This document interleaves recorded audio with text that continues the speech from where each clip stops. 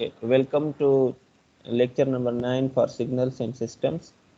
Uh, in today's class, we will be discussing about Fourier series, eigenfunctions, and how to represent a periodic signal in sum of sines and cosines with arbitrary inputs, arbitrary coefficients. But before going to that, let's recap what we studied in last class. We talked about properties of LTI systems, that an LTI system can be memory or memoryless, invertible or non-invertible, causal or non-causal, stable or unstable. So can anybody tell me how we categorize an LTI system as memoryless? 1 5.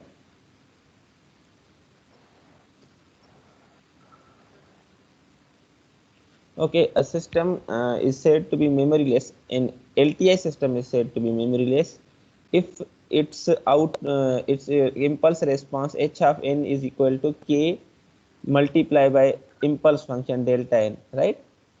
If h of n is equal to k delta n, then we say a system is memoryless. In other words, we can say if the system impulse response depends on only current input, not future. So, okay.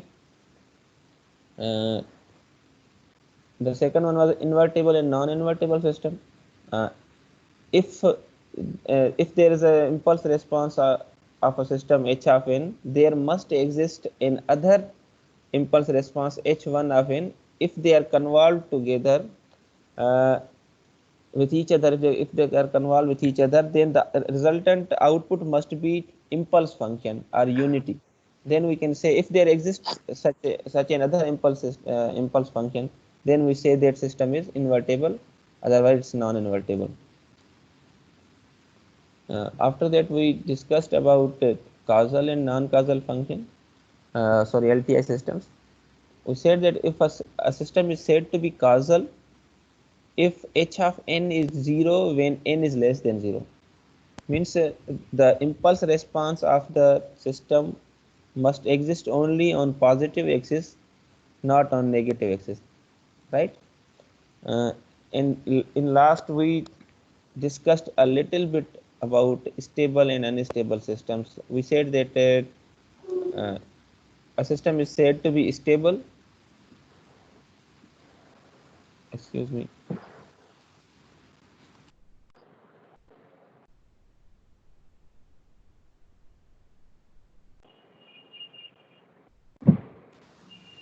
Okay, so let's come to stability of the system. Let's see how we can measure this.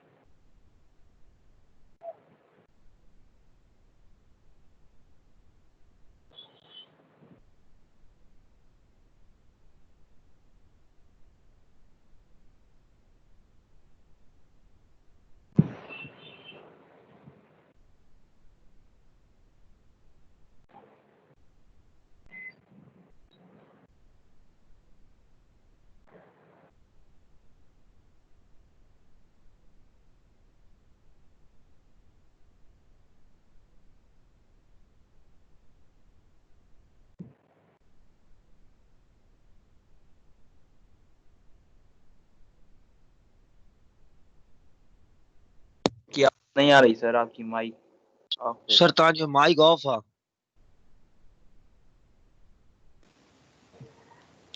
Okay, we talked about, अभी आ रही है आवाज?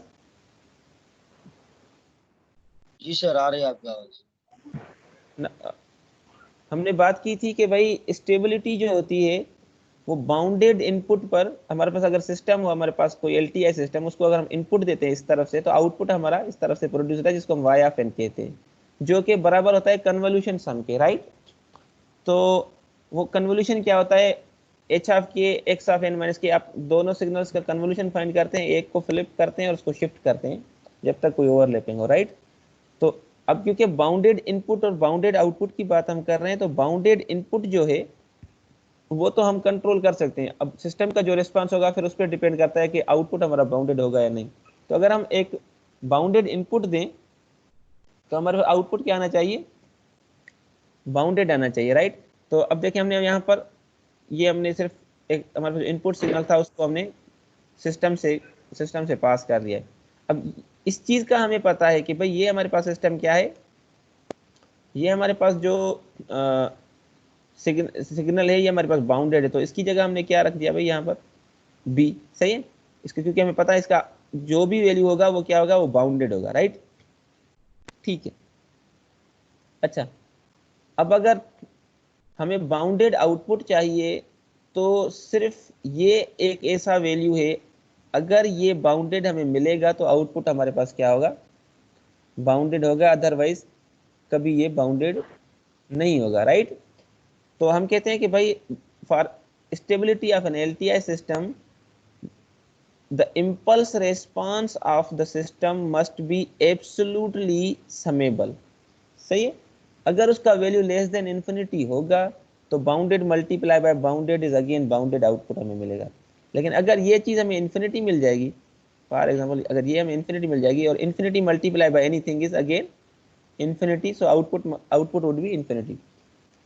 तो हम कहते हैं कि भाई अगर impulse response of the system is absolutely summable, जी दा सर 3-4 को इनवाइट तो करें सर, उसको ज्वाइन नहीं हो रहा क्लास सर।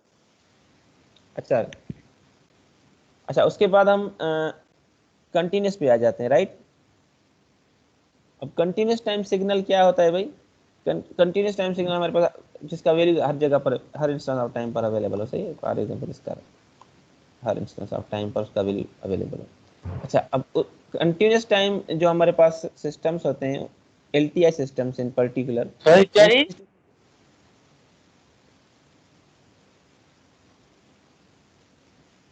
उनकी स्टेबिलिटी के लिए भी हमारे पास वही कंडीशन है कि बाउंडेड इनपुट पर बाउंडेड आउटपुट हमें मिलना चाहिए।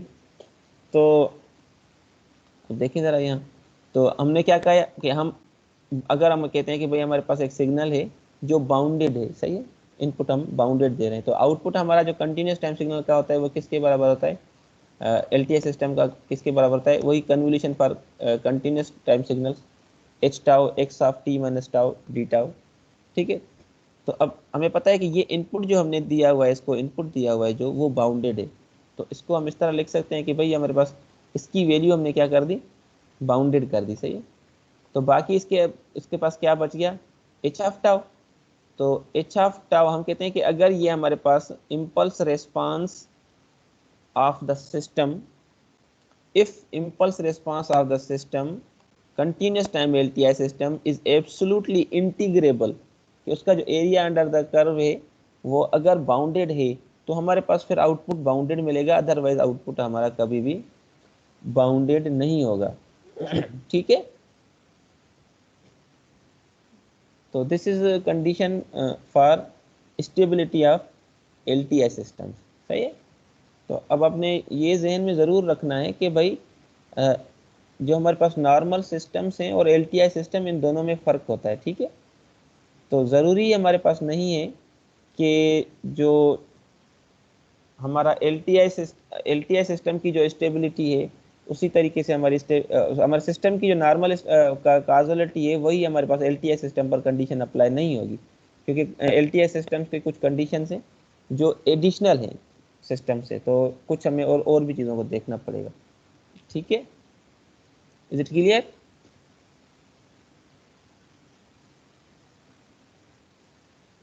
ओके, आज की क्लास में हम डिस्कस करेंगे कि आइगन फंक्शंस क्या होते हैं। आइगन फंक्शंस को पढ़ने का बड़ा क्या ज़रूरत हो गई है कि हम आइगन फंक्शंस को पढ़ें, ठीक है। तो अब उससे पहले अच्छा फोरियर सीरीज में इसकी क्या ज़रूरत होती है भला, उसको भी हम देखेंगे। लेकिन उससे पहले हम थोड़ा देख लेते हैं कि जो फोरियर था जिसने फोरियर सीरीज को इंट्रोड्यूस किया था, उसका थोड़ा बैकग्राउंड देख लेते हैं और फोरियर सीरीज बनने में क्या क्या क्या हमारे पास हिस्ट्री में हकायक हैं, जिनके बाद आहिस्ता आहिस्ता ये फोरियर सीरीज हमें इस फॉर्म में आके मिली है। अच्छा, the representation and analysis of LTI system through convolution sum is developed in previous lectures is based on representing signal as linear combination and shifted impulse।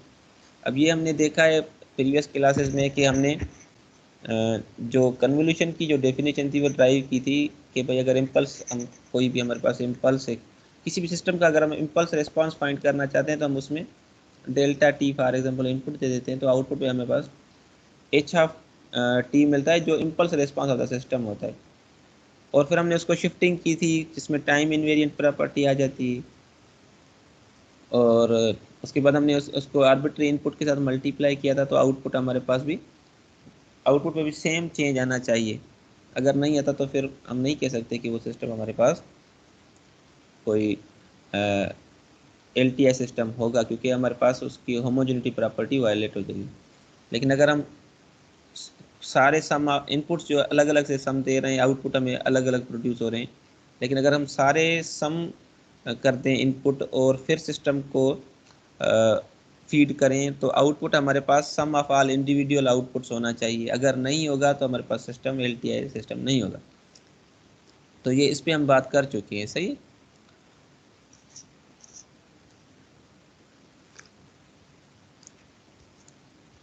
Now we are willing to see if there is any alternative representation through which we can analyze LTI system।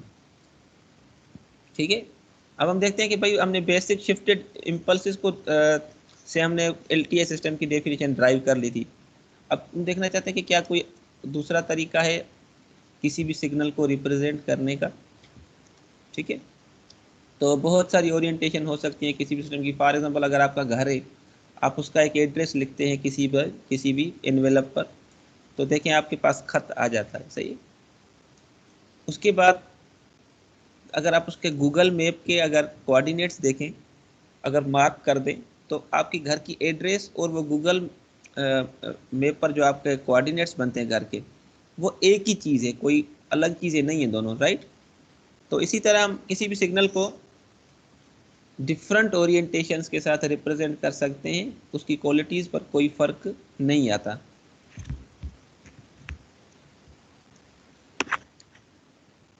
For this alternative representation we use complex exponential. Normally अब हमारे पास पहले क्या था, हम normally किसी impulse, shifted impulse के through हम किसी भी सिग्नल का आउटपुट रिस्पांस शो कर रहे थे। लेकिन अब हम क्या करेंगे, अब हम एक्सपोनेंशियल सिग्नल्स को, जो हमारे पास बेसिक एक्सपोनेंशियल सिग्नल्स हैं, उनके थ्रू हम किसी भी सिग्नल को रिप्रेजेंट करने की कोशिश करेंगे, right. The resulting representation are known as continuous time and discrete time Fourier series and transform। जो हमारे पास जो आउटपुट हमारे पास आएगा जो भी LTI सिस्टम का जो सिग्नल की हमारी रिप्रेजेंटेशन होगी, उसको हम फोरियर सीरीज या फोरियर ट्रांसफॉर्म कहते हैं।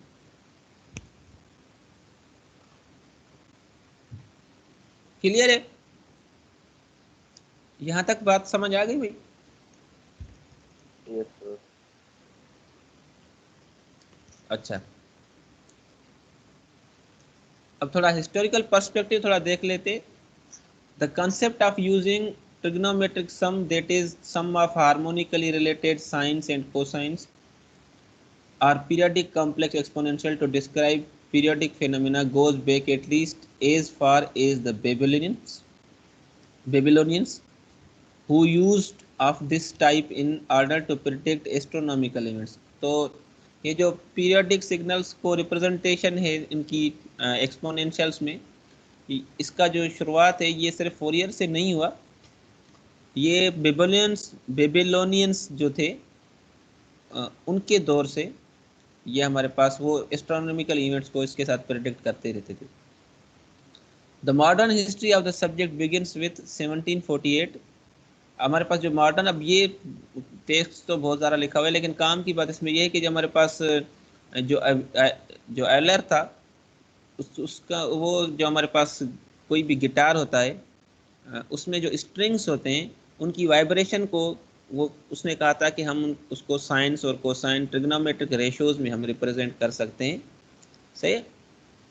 Bernoulli argued on physical grounds that all physical motions of a string could be represented by linear combination of normal modes, but he did not pursue this mathematically, and his ideas were not widely accepted. और जो हमारा Lagrange था, ये Lagrange, Laplace और एक दूसरा बंदा था ड्रिचलेट जिसको कहते हैं, वो थीसिस में फोरियर की में अवेलेबल थे। और लैंग्रेज बड़ा ही इसका अपोनेंट था कि हम कभी भी किसी भी एक्सपोनेंशियल सिग्नल को या वाइब्रेटिंग सिस्टम को ट्रिग्नोमेट्रिक सीरीज में या रेशियोज में शो नहीं कर सकते। His criticism was based on his belief that it was impossible to represent signal with corners. अब उसकी एक जो रीज़न थी वो ये थी कि भाई हमारे पास जो कॉर्नर्स वाले सिग्नल्स हैं, फॉर एग्जाम्पल जिस तरह हमारे पास स्क्वायर वेव हो जाती है, सही है, इसको कॉर्नर आ जाते हैं, जैसे हमारे पास ट्रायंगुलर वेव्स आ जाती हैं या शॉर्टवर्थ वेव आ जाती है। अब उसकी बात किस हद तक ठीक थी वो हम देखेंगे, क्योंकि जो हमारे पास एक फिनोमेना राइज होती है गिब्स फिनोमेना, जब हम आगे फोरियर जब हम फिल्टर्स की बात करेंगे तो या हम फोरियर सीरीज की बात करेंगे तो हम देखेंगे कि जो एजेस हैं वहाँ पर एक हमारे पास नॉइस एड हो जाता है जब हम सैंपल करते हैं किसी भी सिग्नल को, जिसको हम क्या कहते हैं, गिब्स फिनोमेना। तो इसकी बात भी अपनी जगह पर ठीक थी, तो वो ख़त्म नहीं होती, फिर उसको हम फिल्टरिंग वगैरह करते हैं, वो हम जब आगे आएंगे तो फिर देखेंगे उसको। अच्छा, JBJ Fourier, John Baptiste Joseph Fourier इसका पूरा नाम है। ये पैदा हुआ था 1768 इन ऑक्सेर, फ्रांस। सही है। अब इसको प्रोनाउंस मेरे ख्याल में ऐसे ही करेंगे। असल में जो फोरियर था वो बचपन से मैथमेटिक्स में बहुत अच्छा था, इसकी वजह से उसने कुछ टाइम फिर मैथमेटिक्स को पढ़ाया भी था। लेकिन फोरियर जो है वो अपना कोई मैथमेटिशियन जैसे होते हैं इस तरह का नहीं था। उसको बचपन में उसकी मैथ अच्छी थी, लेकिन इतना वो अच्छा मैथमेटिशियन नहीं था। वो एक पॉलिटिशियन था, असल में एक अच्छा खासा पॉलिटिशियन था। और इजिप्टोलॉजिस्ट उसको कहते हैं जो इजिप्ट के बारे में, की हिस्ट्री के बारे में बहुत अच्छा जानता हो, इजिप्ट के बारे में उसको अच्छी खासी नॉलेज हो।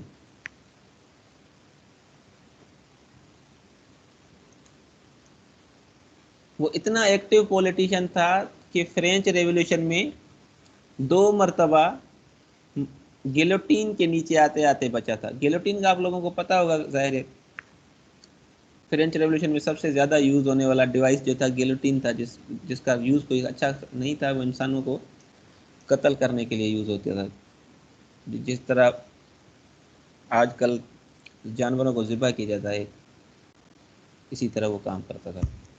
बहरहाल लेकिन वो बच गया और फिर वो एसोसिएट बन गया नेपोलियन बोनापार्ट का, और उसके साथ इजिप्ट की एक्सपीडिशन में उसके साथ था। सही है। In 1802 he was appointed by Bonaparte to the position of prefect of a region of France centred in Grenoble. सही है। तो प्रीफेक्ट भी रहा था फ्रांस का किस दौर में। In 1807, Fourier had completed a work. Fourier had found a series of harmonically related sinusoids to be used in representing the temperature distribution through a body. तो फोरियर का जो काम था वो एक्चुअली सिग्नल प्रोसेसिंग में की तरफ तो नहीं था, वो हीट जो हमारे पास ट्रांसफ़र होता है उस पर उसने वो काम कर रहा था कि भाई हमारे पास जो हीट ट्रांसफ़र होता है उसको हम साइनोसॉइड्स में या ट्रिग्नोमेट्रिक रेशियोज में हम उसको शो कर सकते हैं जो कि आपस में हार्मोनिकली रिलेटेड हो। सही है। In addition, he claimed that any periodic signal could be represented by such a series. तो यहाँ पर अब ये फंसा था जिसपे इसकी थीसिस को रिजेक्ट किया गया था लैग्रेंज की तरफ से कि भाई किसी भी सिग्नल को, हर सिग्नल को क्या हम पीरियोडिक सिग्नल के तौर पर किसी भी पीरियोडिक सिग्नल को हम क्या एक्सपोनेंशियल्स की फॉर्म में हार्मोनिकली रिलेटेड कोसाइंस की फॉर्म में क्या हम शो कर सकते हैं, तो यहाँ पर इसमें कुछ थे मसले जो फिर डिरिचलेट ने आगे हल किए थे। 1829 में डिरिचलेट ने 3 कंडीशंस दी थी, मैथमेटिकली प्रूव जो किया था वो आप कह सकते हैं फोरियर के क्लेम को वो डिरिचलेट ने असल में किया था। उसने कहा था कि 3 कंडीशन, जब हम देखेंगे कि डिरिचलेट की 3 कंडीशंस क्या है कि जिनके थ्रू फिर हम अगर ये 3 किसी भी सिग्नल में खुसूसियात हैं तो ही हम उस सिग्नल का पीरियोडिक सिग्नल का फोरियर सीरीज फाइंड कर सकते हैं। अगर उनमें से एक भी कंडीशन उसकी वायोलेट होती है तो फिर हम उसका फोरियर सीरीज फाइंड नहीं कर सकते। तो ये इसका थोड़ा सा बैकग्राउंड है फोरियर का। फोरियर क्योंकि उसने इतना खासा काम किया है तो उसके बारे में इतना पढ़ना हमारे लिए फ़र्ज़ है। लेकिन आप ये टेंशन ना लीजिए, एग्ज़ाम का हिस्सा नहीं है, लेकिन अगर आपको थोड़ा बहुत उसके बारे में पता होना चाहिए कि फोरियर था कौन। तो इसकी तस्वीर ये मैंने यहाँ पर रखी हुई है। अच्छा, अब हम आ जाते हैं the response of LTI system to complex exponentials. It is advantageous in the study of LTI system to represent signal as linear combination of basic signal that possess following 2 properties. सही है? The set of basic signals can be used to construct a broad and useful class of signals. ठीक है, अब हम क्यों पढ़ते हैं कि भाई हम उस तरह के सिग्नल पढ़ेंगे जो कि बिल्कुल बेसिक सिग्नल हो और बहुत जो ब्रॉड कैटेगरी ऑफ सिग्नल हो उसको समझने में हमें आसानी दे या उसको बनाने में हमें आसानी दे। जैसे फॉर एग्जांपल हमने इम्पल्स से देखें पूरा LTI सिस्टम का आउटपुट रिस्पांस बना दिया, तो इस तरह हम वो सिग्नल पढ़ें जो ज़्यादा ब्रॉड कैटेगरी जो सिग्नल्स की हैं उनको समझने में हमारी मदद दें। The response of an LTI system to each signal should be simple enough in structure to provide us a convenient representation for response of the system to any signal constructed as linear combination of basic signals, right? तो अब इसकी importance क्या है?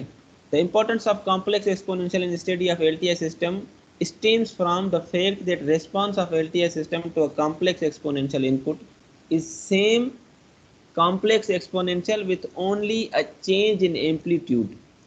ठीक है, अब इसको समझने के लिए आप यहाँ पर आ जाएं कि हमारे पास एक्सपोनेंशियल सिग्नल क्या होता है। अगर इसको हम इनपुट देते हैं किसी भी LTI सिस्टम को तो हमें आउटपुट जो मिलता है ये सेम सिग्नल मिलता है with change in amplitude by certain multiplication.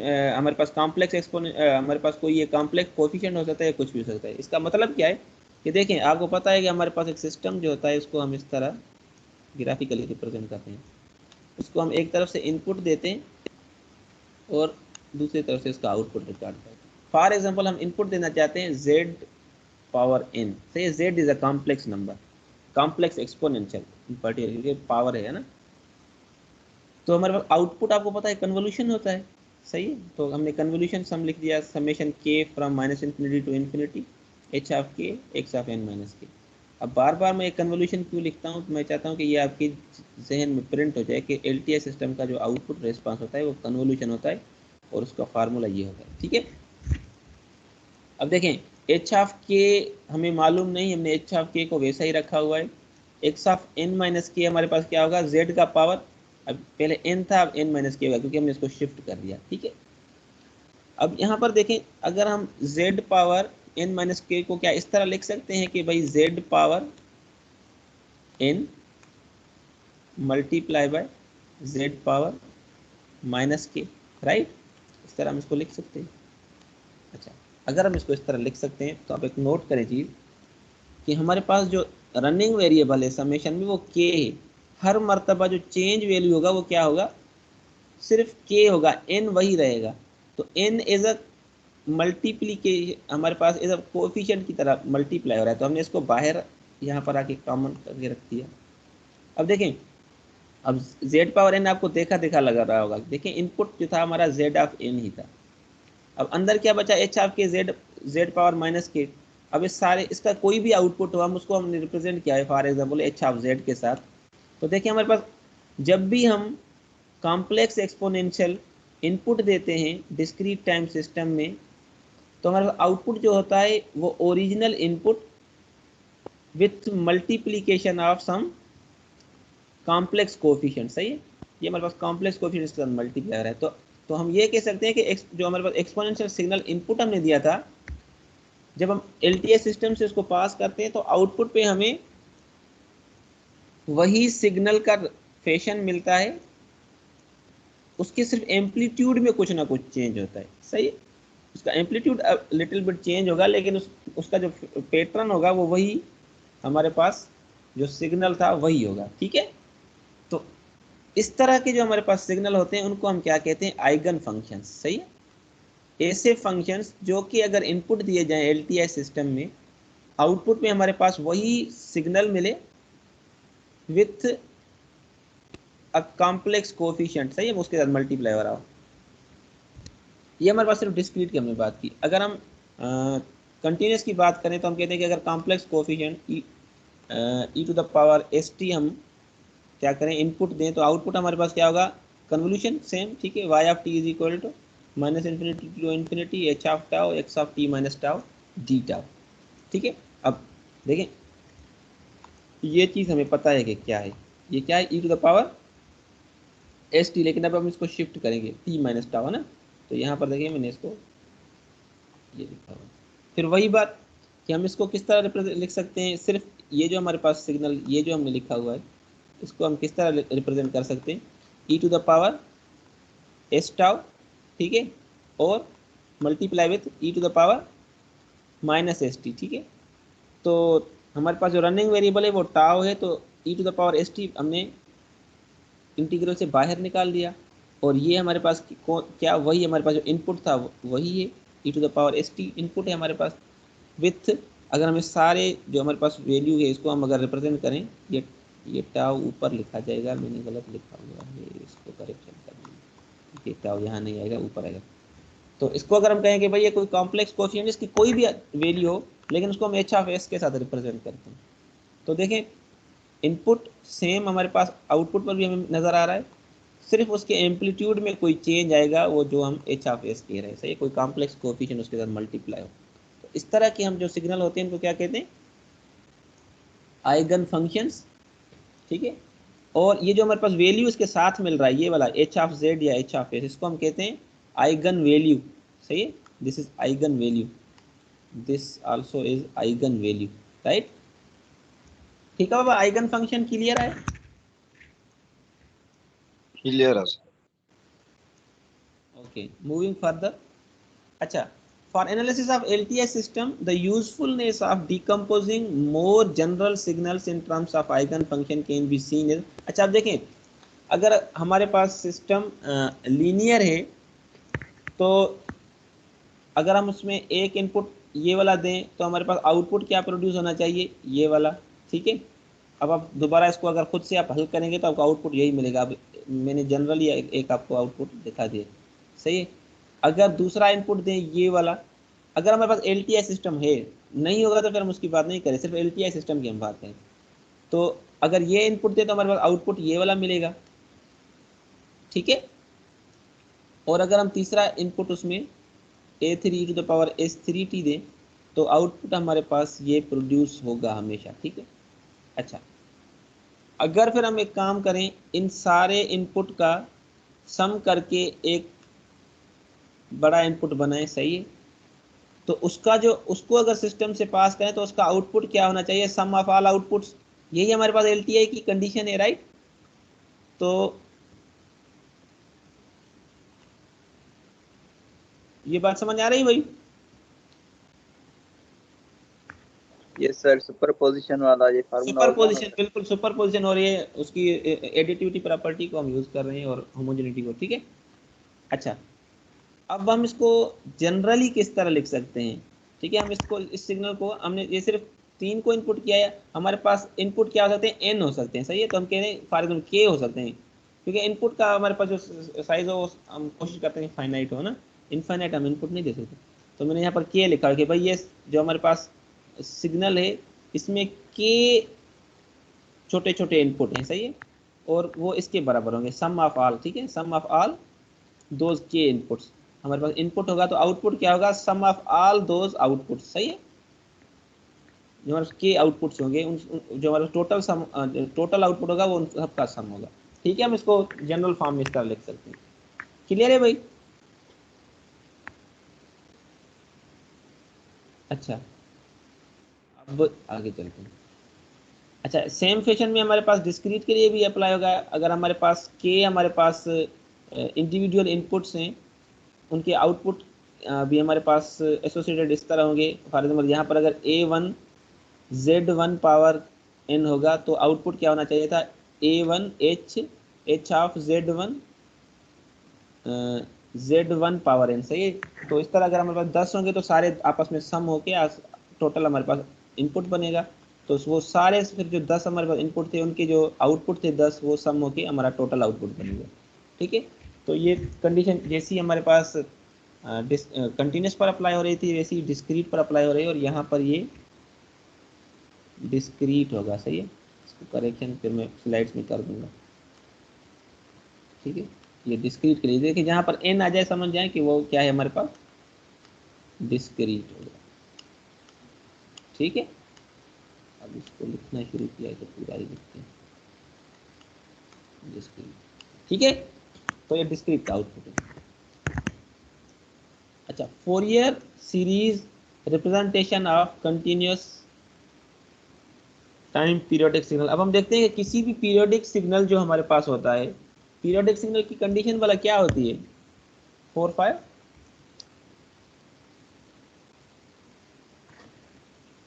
अच्छा, चलिए हम इसको देखते हैं कि हम एक पीरियोडिक सिग्नल को x ऑफ t बराबर जो x ऑफ माइनस t।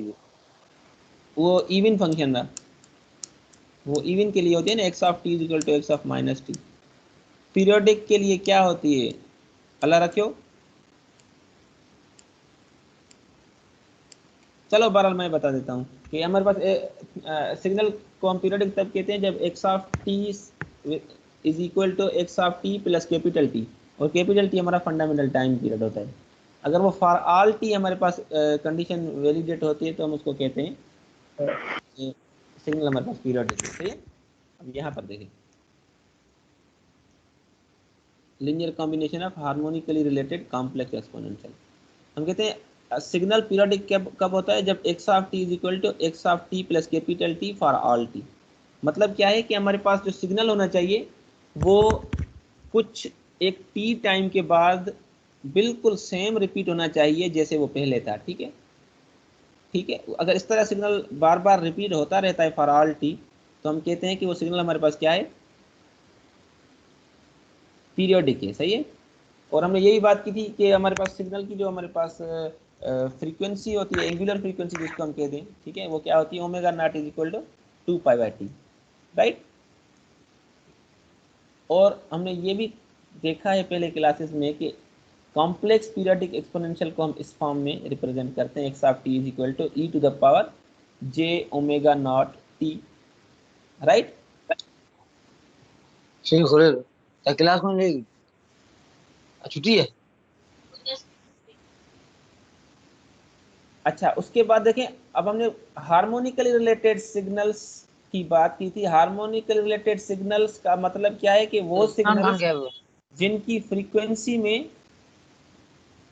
क्या हो भाई, जिनकी फ्रीक्वेंसी में कोई भी इंटीजर मल्टीपल का डिफरेंस हो, मतलब रिलेटेड हो। फॉर एग्जाम्पल, एक की अगर फ्रीक्वेंसी 1 किलो हर्ट्ज है तो दूसरे की अगर 2 किलो हर्ट्ज है, तीसरे की 3 किलो हर्ट्ज है। सही है, तो ये सिग्नल आपस में क्या है, हार्मोनिकली रिलेटेड है। सही है, समझ रहे मेरी बात? तो अगर इस तरह के सिग्नल हो तो उनको हम क्या कहते हैं, हार्मोनिकली रिलेटेड सिग्नल्स। अब उनको हम रिप्रेजेंट कैसे करते हैं, थीटा के of T is equal to E to the power J K omega not T. सही है, और अगर ओमेगा नॉट का वैल्यू यहाँ पर 2π/t पुट करते हैं तो आपके पास ये उनका इक्वेशन बनता है। अब देखिए, अगर k का वैल्यू 1 पुट करें तो आपको क्या मिलेगा, 2π/t। सही है, उसकी एंगुलर फ्रीक्वेंसी।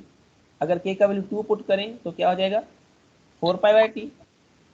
इस तरह अगर हमारे पास सिग्नल यहाँ पर 4 होगा।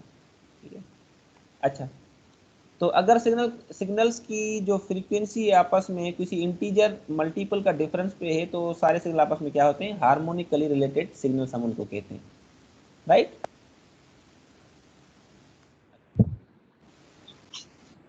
हम इस तरह linear combination of harmonically related complex exponential का मतलब क्या है? A linear combination of harmonically related complex exponential is the form of, अब हम क्या कर रहे हैं देखें, अब इस सिग्नल को जरा गौर करें। अब यहाँ पर हम क्या करें, इसको सम कर रहे हैं, तो हम इसको मैथमेटिकल इस तरह लिख सकते हैं कि भाई k from minus infinity to infinity, कोई कोई हमारे पास कोएफिशिएंट इसके साथ मल्टीप्लाई हो सकता है, अगर कोई भी नहीं तो 1 होगा, सही है, e to the power j के ओमेगा नॉट टी, और हम इनको क्या करें, सारे complex exponent harmonically related signals के हैं उनको सम कर रहे हैं और कुछ भी नहीं कर रहे, सही है, लीनियर कॉम्बिनेशन कर रहे हैं।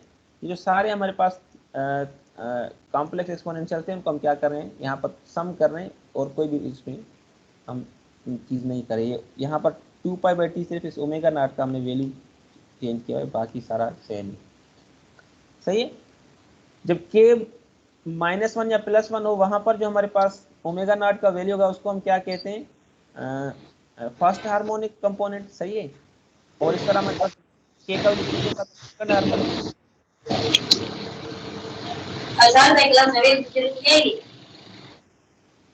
Students please turn off your mic. अच्छा, अगर हमारे पास k का वैल्यू n होगा, कैपिटल N, तो हम कहेंगे nth हार्मोनिक, सही है, कंपोनेंट। तो अगर k का वैल्यू 1 होगा तो first harmonic frequency, 2 second harmonic frequency, या सेकंड हार्मोनिक जो हमारे आउटपुट यहाँ पे मिलेगा सेकंड हार्मोनिक कंपोनेंट। जब k का वैल्यू n हो जाएगा तो nth हार्मोनिक कंपोनेंट हो जाएगा, ठीक है। सर माइक को आप कर दें, बात बंद।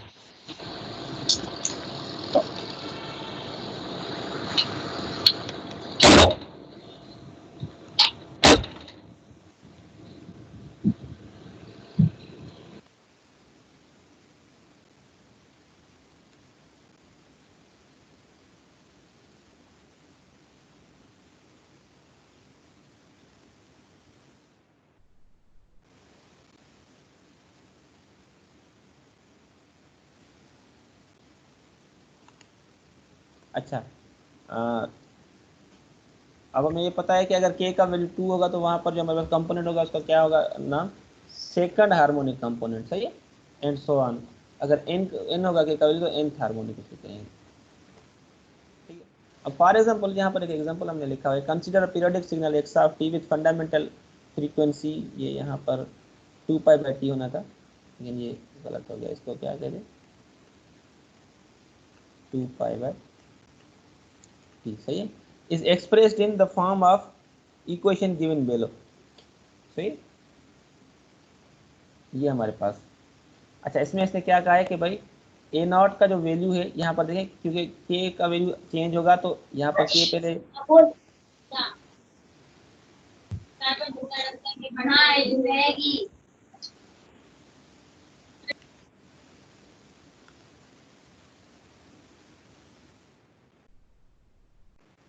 राइट, तो जब k का वैल्यू 0 होगा तो यहाँ पर ए नॉट होगा, तो इसने ए नॉट का वैल्यू बताया हुआ है कि भाई 1 है।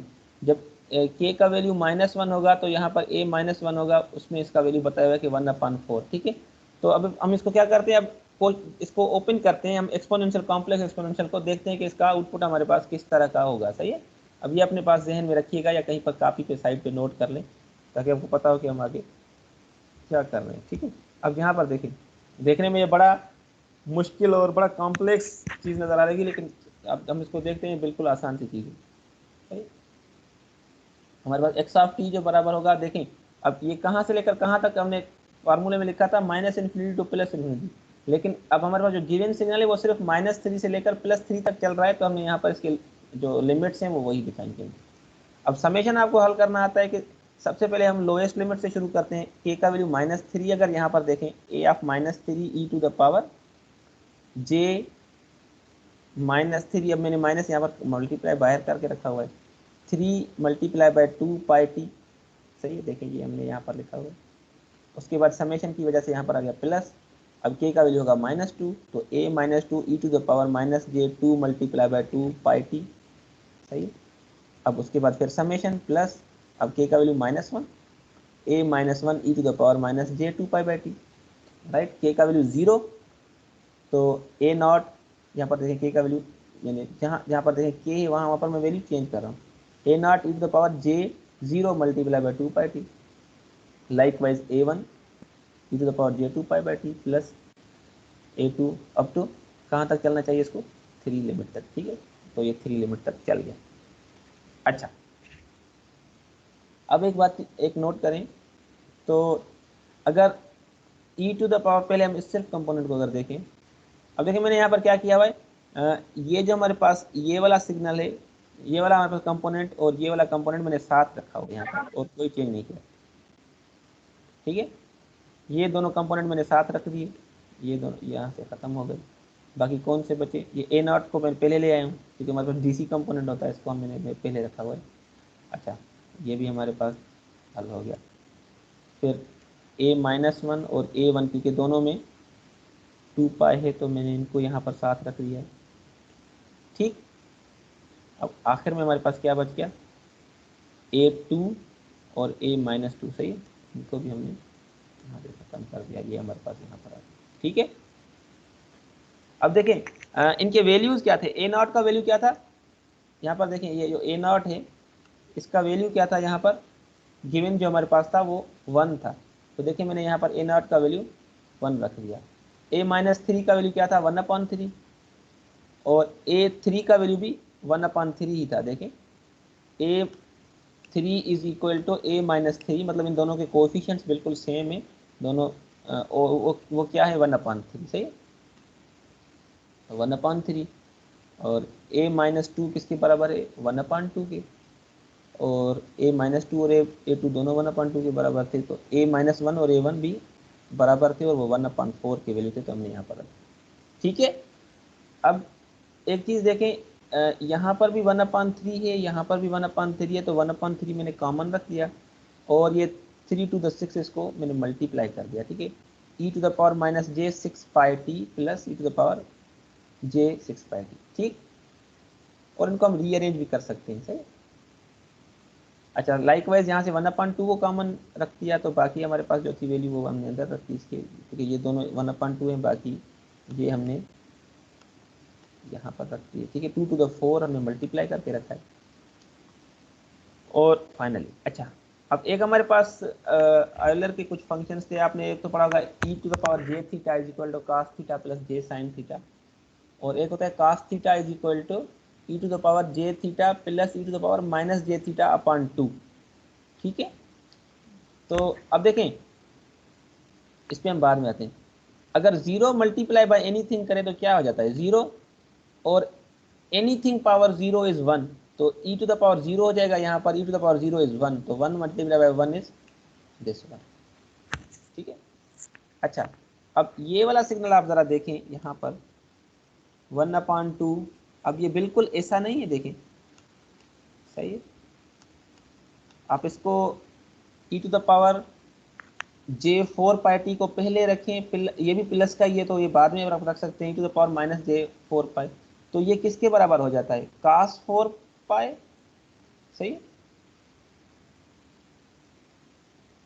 cos 4 पाई, इसको अब करेक्ट करना लाजमी है, ये बहुत बड़ी गलती है।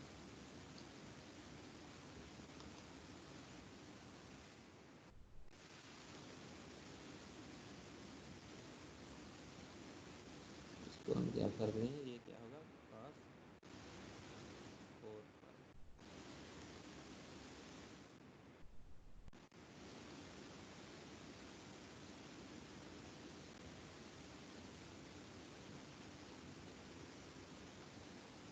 ठीक है बेटा। तो यहाँ पर देखें हमने इसको क्या कर दिया, cos, अब यहाँ पर क्योंकि हमारे पास जो e पावर j थीटा था वो किसके बराबर था, अब थीटा हमारे पास क्या आ रहा है 4 पाई टी, सही है, तो हमने यहाँ पर cos 4 पाई टी लिख दिया, सही है। कौन सा वाला कंपोनेंट, ये देखें, ये j के साथ हमारे पास क्या है, दोनों में 4 पाई टी है, तो यहाँ पर देखें cos में हमने क्या रखा हुआ है इधर 4 पाई टी, सही है, क्योंकि 1/2 ऑलरेडी यहाँ पर था। अच्छा, अब उसके बाद इसका दूसरा कंपोनेंट देखते हैं, ये वाला। अब यहाँ पर देखें, यहाँ पर 1/4 है, तो क्या 1/4 को हम इस तरह लिख सकते हैं, 1/2 मल्टीप्लाई बाय 1/2, राइट। तो ये जो 1/2 है ये यहाँ पर अगर हम इसको लिखें 1/2 मल्टीप्लाई बाय 1/2, तो 1/2 E to the power j2 pi T plus E to the power minus j2 pi T क्या हो जाएगा, cos 2 पाई टी, और एक 1/2 हमारे पास इसके साथ रह जाएगा, वो इसके साथ मल्टीप्लाई हमने यहाँ पर रखा हुआ। ठीक है, ये दोनों का ये भी हो गया हमारे पास, इसको भी हमने कोसाइन cos फंक्शन में शो कर दिया इसको भी। अब ये देखिए यहाँ पर अगर मैं 2 को मल्टीप्लाई भी करूँ डिवाइड भी करूँ तो हमारे पास 2/3 मल्टीप्लाई बाय 1/2, और ये हमारे पास फंक्शन, तो ये हमारे पास यहाँ पर इसकी फ्रीक्वेंसी क्या है 6 पाई टी, तो 6 पाई टी हमने क्या कर दिया यहाँ पर रख दिया, और ये 2/3 हमारे पास आ गया, राइट। तो ये हमारे पास रिजल्टेंट हमने क्या किया, हमने एक्सपोनेंशियल को सिग्नल को ट्रिग्नोमेट्रिक रेशियोज में हमने शो कर दिया, सही है, ठीक है। तो ये हमारा यहाँ पर सिग्नल हमने क्या किया कि हमारे पास कॉम्प्लेक्स सिग्नल था, उसको हमने क्या कर दिया, रिप्रेजेंट कर दिया ट्रिग्नोमेट्रिक रेशियो में, सही है। तो इसको ग्राफिकली अगर देखें तो हमारे पास जो ये पहला कंपोनेंट है, जब जहाँ पर हमारे पास फ्रीक्वेंसी कुछ भी नहीं है तो हमारे पास क्या है, एम्पलीट्यूड इसका हमेशा 1 है। तो हमने यहाँ पर देखें जब x नॉट ऑफ t हमारे पास क्या है, a नॉट हमारे पास क्या था 1 था, तो ये हमारे पास का एम्पलीट्यूड क्या है 1 है, सही है। और अगर 1/2 cos 2 पाई टी को अगर आप प्लाट करें तो वो किस तरह होगा, इस तरह प्लाट होगा अगर आप प्लाट करेंगे। और इन दोनों को जब आपस में सम करेंगे तो ये जो हमारे पास सिग्नल है ये +1 का शिफ्ट होकर यहाँ पर आ जाएगा, तो ये यहाँ पर देखें शिफ्ट हो जाएगा, ठीक है। x2 ऑफ t हमारे पास क्या हमारे पास क्या था cos 4 पाई टी, उसको अगर प्लाट करें तो सिर्फ cos 4 पाई टी को इस तरह होगा। अगर इन दोनों के साथ सम कर दें तो हमारे पास आउटपुट जो होगा ये देखें क्या है, x0 of t plus x1 of t plus x2 of t, सही। और x3 ऑफ t हमारा पास क्या है 2/3 cos 6 पाई टी। अगर इसको फिर दोबारा इसके साथ सम करें, ये आपस में सम करें तो आउटपुट आपके पास इस तरह बनेगा, ठीक है। तो यहाँ पर हम इसको आज ख़त्म करते हैं। कल हम देखेंगे कि ये जो हमने एक एक कंपोनेंट्स हमें यहाँ पर मिले हुए थे, अगर ये एक एक कंपोनेंट्स हमें फाइंड करने हो, हमें x ऑफ t का पता हो कि क्या है और हम उसको एक्सपोनेंशियल फॉर्म में इस तरह शो करना चाहते हो पीरियोडिक फंक्शन को, तो ये एक एक कंपोनेंट्स हम किस तरह कैलकुलेट करें, सही। हम ये नेक्स्ट क्लास में डिस्कस करेंगे, राइट। हम इसकी सारी ठीक है बाबा, ठीक है सर, अटेंडेंस जी सर। बाबा इनमें अगर इसमें किसी को कोई सवाल हो तो फिर वो पूछ ले।